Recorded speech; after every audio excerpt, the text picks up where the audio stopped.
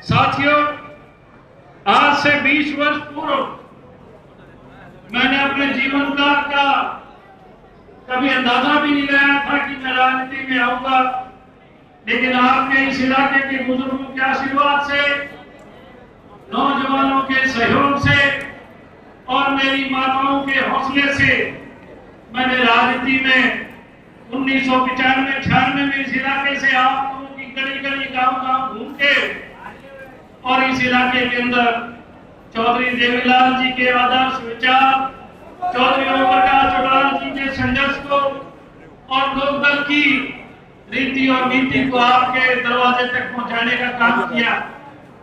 नौजवान साथियों का बहुत बड़ा सहयोग, बहुत बड़ी उम्मीद इंडियन नेशनल लोकदल पार्टी के साथ उस वक्त भी थी, और आज जब हम इस इलाके में चौधरी अभय सिंह चौटाला जी के साथ, चौधरी रामपाल मालरा जी के साथ जब इस इलाके में आए हैं, तो आज भी नौजवान उसी मुस्तैदी थे, उसी उम्मीद से खड़ा है कि आने वाली 25 तारीख को जिस प्रकार से आपका आज यहाँ जो हाजिरी है, इसमें कोई दो राय नहीं है।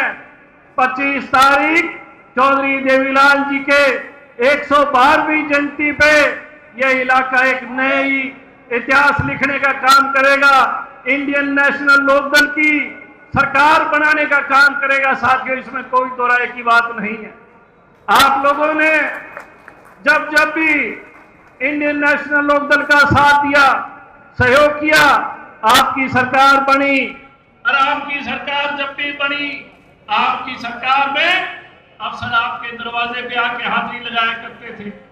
आपकी एक एक बात पे सरकार अफसर गौर किया करते थे। आज हालात ये है, अगर एमएलए जाके खड़ा हो जाए और मंत्री खड़ा हो जाए, गिड़गिड़ाने के सिवाय उनके पल्ले कोई चीज नहीं है।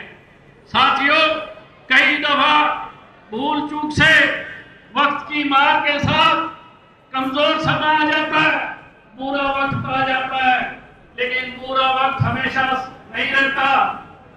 चीजें करवट देती है, आशा उम्मीद की किरण जगती है, और इलाके के अंदर एक नई रोशनी उम्मीद जागृत होती है।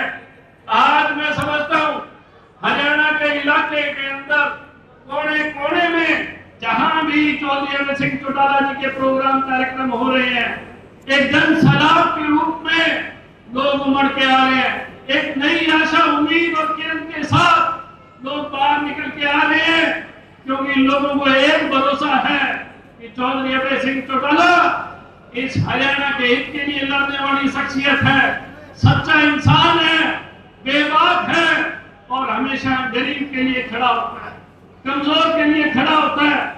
और साथियों, जब हम सब लोगों पे दुख और तकलीफ आई, किसानी के खिलाफ इस सरकार ने 3 काले कानून बनाने का काम किया। पूरे हिंदुस्तान के अंदर किसी ने इस्तीफा नहीं दिया। केवल एक व्यक्ति था जिसने देखा कि हिंदुस्तान का किसान तंग है, सरकार जुल्म कर रही है, फौरी तौर पर इस्तीफा देके किसानी बचाने के लिए आप लोगों के बीच में आया। दुनिया के बड़े बड़े अखबार, दुनिया की बहुत बड़ी ताकतें, अमेरिका जैसी, कनाडा जैसी, वो ताकतें जिक्र किया करती थी, अगर कोई माई का लाल पैदा हुआ है तो चौधरी देवीलाल का पोता चौधरी अभय सिंह चौटाला, जिसने हिंदुस्तान की किसानी को जिंदा रखने का काम किया, जिसने हिंदुस्तान के किसान को कहा कि झुकने की जरूरत नहीं है, किसी के आगे गिड़गिड़ाने की जरूरत नहीं है। वक्त आएगा, आप लोगों को सजग होना पड़ेगा।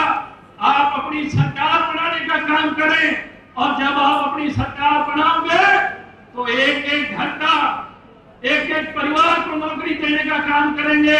ये सपना चौधरी देवीलाल जी का, ये सपना चौधरी ओम प्रकाश चौटाला जी का था कि लोक राज से लोक राज चलता है। गांव देहात के अंदर डीसी घुमा करते थे, आज आपके इलाके की हालत देखो, बाढ़ की स्थिति है, खेतों में पानी खड़ा है, लेकिन सरकार नाम की चीज हमारे इलाके में नहीं है। सरकार नाम की चीज हमारे पास हमारे दुख और तकलीफ जानने के लिए नहीं आ रही। मैं ज्यादा समय नहीं लूंगा। आपके बीच में और चौधरी अभय सिंह चौटाला के बीच में रोड़ा नहीं बनना चाहूंगा।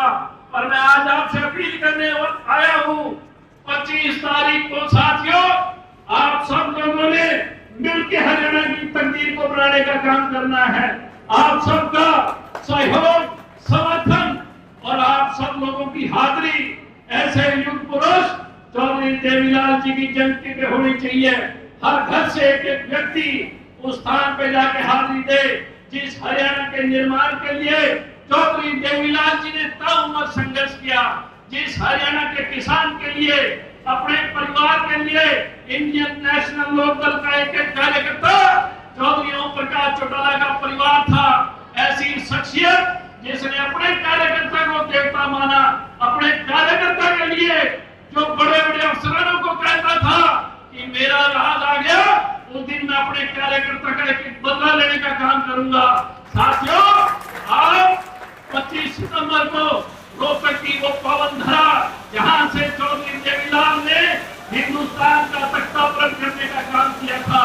मैं अपील करना चाहूंगा कि भारी तादाद में वहां पहुंचने की कृपा करें। मैं पुनः मेरी माताओं का, इलाके की सरदारी का, सभी का तहे दिल से धन्यवाद शुक्रिया अदा करता हूँ। बहुत बहुत धन्यवाद।